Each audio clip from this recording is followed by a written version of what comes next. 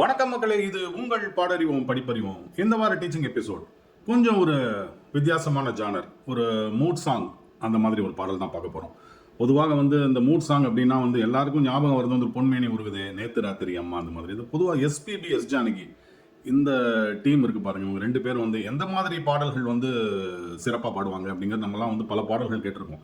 சோக பாடலாக இருந்தாலும் சரி, இல்லை ஒரு குத்துப்பாட்டாக இருந்தாலும் சரி, இல்லை ஒரு அழகான டூயட்டாக இருந்தாலும் சரி, இந்த மாதிரி நேத்து ராத்திரி அம்மா மாதிரி ஒரு மூட் சாங்காக இருந்தாலும் சரி, இதெல்லாம் எஸ்பிபி மற்றும் எஸ் ஜானகி இவங்களுக்கெல்லாம் கைவந்த கலை. இந்த வாரம் கொஞ்சம் வித்தியாசமா மனோ மற்றும் சித்ரா இவர்கள் பாடிய ஒரு ஒரு மூட் சாங் தான் பார்க்க போறோம். சிவராத்திரி தூக்கம் ஏது அப்படிங்கிற மைக்கேல் மதன காமராஜன் திரைப்படத்திலிருந்து வந்த ஒரு அழகான பாடல், ஒரு மெலடி அப்படின்னு கூட சொல்லலாம்.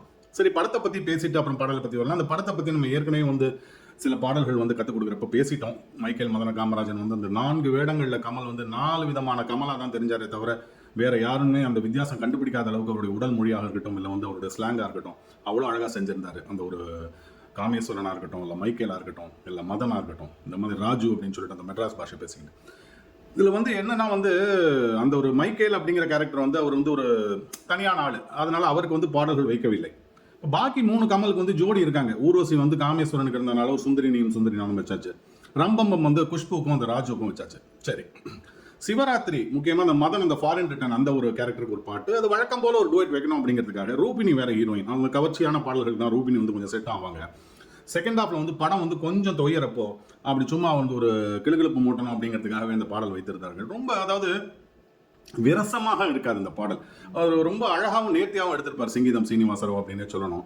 படத்துல மனோவா, சித்ராவா, கமலா, ரூபினியா, யாரு இளையராஜாவா, இவங்க எல்லாரும் இவ்வளவு தூக்கி சாப்பிட்டது மனோரமா அப்படின்னு சொல்லணும். மனோரமா அந்த பாட்டு முழுக்க அந்த டான்ஸ் மூவ்மெண்ட்லாம் அப்படி கற்றுக் கொடுத்துக்கிட்டே இருப்பாங்க. ரூபினிக்கு இப்படி பண்ணணும் அப்படி பண்ணணும்னு இந்த மெழுகுவத்தி எடுத்தோடனே கொடுத்துட்டு அந்த ஒரு ஸ்டார்டிங்கே ஒரு மாதிரி அந்த பொன்மேனி உருகுது அந்த இதில் தான் வீட்டில் தான் ஆரம்பிக்கும். அப்படி அந்த மெதுவாக அந்த மெழுகுவத்தி வச்சுட்டு அந்த மெழுகுவத்தியோட வெளிச்சத்தில் தான் ரூபினியோட ஃபேஸ் தெரியும்.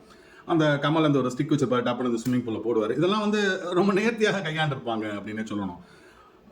மனோ, சித்ராக்கு இந்த மாதிரி பாடல்கள் கொஞ்சம் புதுமையான இதுதான். ஏன்னா ஒரு மதுரை மறி குழுந்த மாதிரி ஒரு பாடல் பாடிட்டு இந்த மாதிரிங்கிறது ஒரு சேலஞ்சிங்கான விஷயம் தான். பட் ரொம்பவே அழகாக நேர்த்தியாக கையாண்டிருந்தாங்க அப்படின்னு சொல்லுவாங்க. இளையராஜா டியூன் அந்த மாதிரி அமைத்திருந்தார்.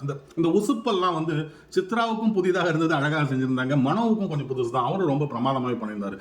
சிவராத்திரி இதெல்லாம் அந்த எஸ்பிபி ஸ்டைலு மனோ ரொம்பவே அழகாக செய்திருந்தார். வாலிப வாலி கேட்கணுமா என்னமா எழுதியிருந்தாருங்க நீங்க வரியெல்லாம் அதான் சொல்றேன், விரசமே இல்லாத ராஜாமணி, மாய மோகினி, ரோஜா மலர்னி இந்த மாதிரி ஒரு நேர்த்தியான வரிகளாக கையாண்டு இருந்தார் அப்படின்னு சொல்லலாம். அது எந்த மாதிரி ஒரு பாடலை கற்றுக் கொடுத்து அதை கற்றுக்கிட்டு பாடுறது அப்படிங்கிறது தான் ஒரு சேலஞ்சு. அதாவது இது ஒரு மூட் சாங் அப்படின்லாம் பார்க்காம இதுவும் ஒரு பாடல். இதில் என்னெல்லாம் சின்ன சின்ன விஷயங்கள் இருக்கோ, அந்த ராகமோ இல்லை பீட்ஸோ இல்லை எந்தெந்த இடத்துல நம்ம இம்ப்ரூவைசேஷன் இதெல்லாம் கரெக்டாக வச்சு பாடுற பட்சத்தில் சிவராத்திரி அல்ல, இசை ராத்திரி. இது பாடறிவோம் படிப்பறிவோம், கடவுள் அமைத்த மேடை. நன்றி மக்களே.